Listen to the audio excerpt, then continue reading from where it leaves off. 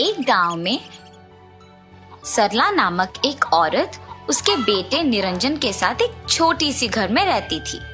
वो दिन रात काम करके मुश्किल से आए हुए पैसों से अपने बेटे को पढ़ाती थी। वो भी अपनी माँ की सहायता करते अपना पढ़ाई भी कर लेता था। निरंजन स्कूल में सभी बच्चों से बेहतर था, सबसे होशियार और सबसे बुद्धिमान। पूछे हुए सभी प्रश्नों का तेजी से जवाब देता था, इसीलिए उसके अध्यापक भी उसकी सहायता करते थे। एक दिन निरंजन अपने दोस्तों के साथ खेल रहा था और वहां पे एक आदमी खिलौने बेच रहा था। सारे बच्चे खिलौने बेचने वाले के पास जाते हैं। निरंजन भी उसके दोस्तों के साथ वहां जाता है। वहां के सारे खिलौने में एक लाल रंग का कार उसको बहुत अच्छा लगता है। भैया, वो लाल रंग कार कितने का है? 50 रुपया बेटा। कार दिखने में बहुत अच्छा है।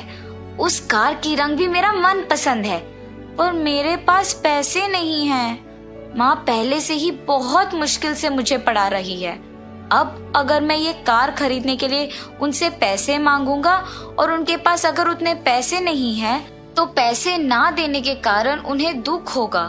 मैं बहुत अच्छा पढ़ के बड़ा कार खरीदूंगा, मेरी माँ का अच्छा ख्याल रखूंगा। ऐसे सोचकर वहां से चला जाता है। रात में उसी कार के बारे में सोचते रहता है और सो नहीं पाता है। निरंजन, निरंजन, वो सोचता है कि उसकी माँ ने उसे बुलाया और उनके पास चले जाता है। माँ, आपने बुलाया? मैंने नहीं बुलाया बेटा, नींद में आपको ऐसा लगा होगा। ठीक है माँ। वो भी यही सोचता है कि ये उसका वहम होगा और वापस सो जाता है। कुछ देर बाद वही आवाज उसे वापस सुनाई देता है और वो इस बार भी सोचता है कि उसका वहम ही है।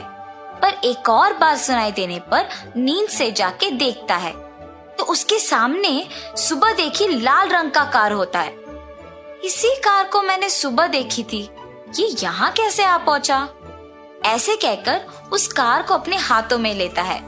निरंजन, तुम्हें मैंने बुलाया था, तुम्हारी माँ ने नहीं। तुम बात भी कर सकते हो? हाँ, मैं बात भी कर सकता हूँ।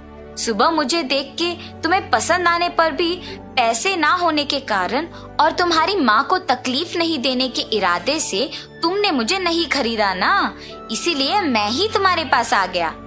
ऐसे उस जादुई कार से बात करते करते बहुत देर हो जाती है और निरंजन उसे अपने बगल में रख के सो जाता है। रात को देर से सोने के कारण सुबह निरंजन स्कूल के लिए समय पर नहीं उठता है। निरंजन, स्कूल के लिए देर हो रही है बेटा, उठ जाओ। माँ, स्कूल का समय हो गया, आज बहुत देर तक सोया मैं। ऐसे कहकर बहुत जल्दी से स्कूल के लिए तैयार हो जाता है और स्कूल के लिए पैदल जा रहा था जब बहुत देर हो गया। सब लोग स्कूल पहुंच भी गए होंगे। देर से जाऊंगा तो अध्यापक डांटेगी।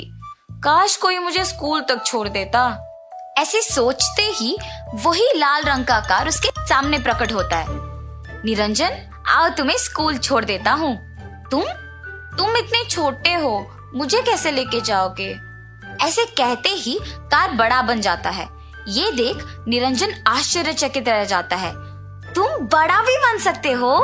हाँ, बन सकता हूँ, मैं कुछ भी कर सकता हूँ। अब चलो मेरे साथ, तुम्हें स्कूल छोड़ देता हूँ।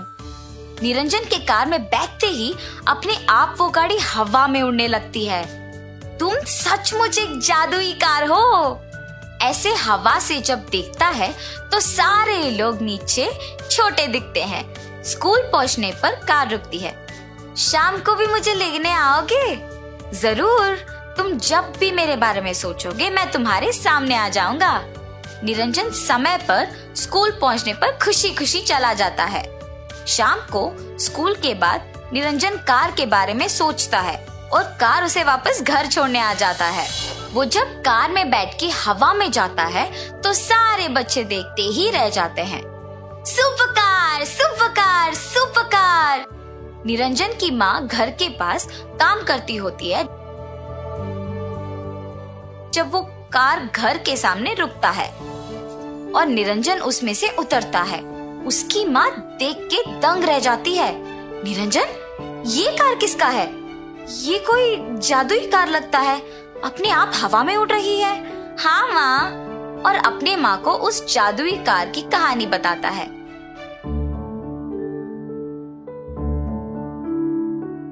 माँ, तुम्हें भी कार में सैर कराता हूँ, चलो चलो।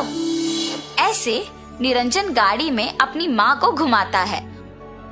और इतना ही नहीं, सारे गांव में जिस किसी को भी अस्पताल जाने का था उन्हें ले जाता था। और जो लोग दूर के जगहों को नहीं जा पाते थे उन्हें भी वहां छोड़ देता था। ऐसे उस जादुई कार की सहायता से सबकी मदद करते हुए अपना पढ़ाई करता था। एक दिन निरंजन कार में जाते हुए नीचे देखता है कि कुछ लोग एक जगह पे इकट्ठा हुए। क्या हुआ? सब लोग इधर इकट्ठा क्यों हुए? निरंजन, यहाँ पे एक बूढ़ी औरत है जिनका तबीयत खराब है बेटा। वो चलने की स्थिति में भी नहीं है। अस्पताल को लेके जाना है मगर वो बहुत दूर है और हम सोच ही रहे थे कि कैसे चले और तुम समय पे आ गए। ठीक है, आइए हम उन्हें अस्पताल लेके जाते हैं।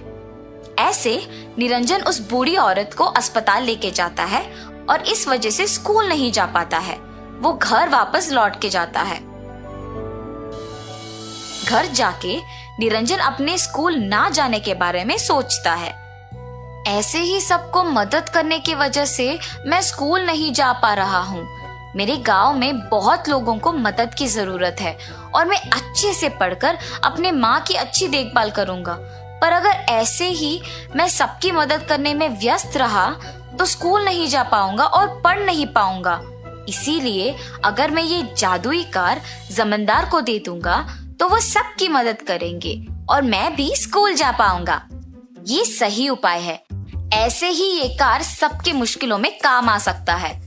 ऐसे सोचकर निरंजन जमींदार के पास जा पहुंचता है। प्रभु, मेरे पास जादुई गाड़ी है, मुझे स्कूल जाना है, इसीलिए मैं सबको ठीक से मदद नहीं कर पा रहा। ये गाड़ी अगर आपके पास रहे तो आप समय पे सबका मदद कर सकते हैं, इसीलिए इसको मैं आपके पास छोड़ने आया हूँ। तुम सचमुच एक बहुत अच्छे इंसान हो निरंजन, इसीलिए गांव में सबकी भलाई सोचकर तुम इसे मेरे पास लाए।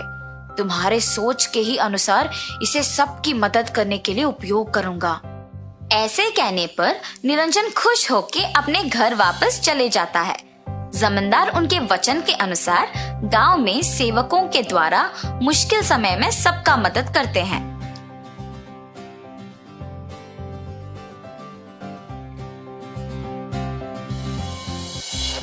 कुछ दिन बाद गांव में अचानक सबकी तबीयत खराब हो जाती है। तब इस समय में बहुत लोगों को कार की जरूरत होगी। अगर मैं सैर के लिए पैसे लूंगा तो बहुत पैसे कमा सकता हूँ। अब सभी का तबीयत खराब है तो लोग कोई भी कीमत पे अस्पताल लेके जाने के लिए मान जाएंगे। मुझे पैसे लेके ही उन लोगों को अस्पताल लेके जाना होगा। अगले दिन से पैसे वसूल करके ही जमींदार सारे बीमार लोगों को अस्पताल लेके जाता था। प्रजा जमींदार के इस व्यवहार देख दुखी होते हैं।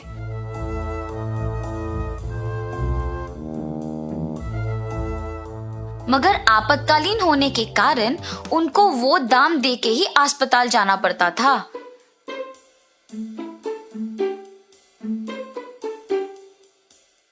जमींदार कार का बुरा उपयोग करते देख और सारी प्रजा बहुत दुखी रहते देख वो जादुई कार वापस छोटा बन जाता है और जमींदार कुछ नहीं कर पाता है और दुखी भी होता है कि कार पे पैसे अब उनको नहीं मिलेंगे। कुछ दिन बाद जमींदार खुद बीमार पड़ जाते हैं और चलने की स्थिति में नहीं होते हैं। कार के छोटा होने के कारण उन्हें समझ में ही नहीं आता है कि अस्पताल कैसे चले। उसी तरफ जाते हुए निरंजन ये सब देख उस जमींदार के यहाँ जाते हैं। उन्हें बीमार देख उसे दुखी होती है। आप प्रभु को कार में क्यों नहीं लेके जाते? बेटा, कुछ दिन पहले ही ये कार वापस छोटा बन गया, तब से सब प्रभु की तरह कष्ट ले रहे हैं। ये सब सुन के निरंजन को अचानक याद आता है कि जादुई कार ने उससे कहा था कि जब भी तुम मुझे बुलाओगे मैं तुम्हारे सामने आ जाऊंगा, और वो कार के बारे में सोचता है। तुरंत कार उसके सामने आ जाता है और वो जमींदार को अस्पताल लेके जाता है।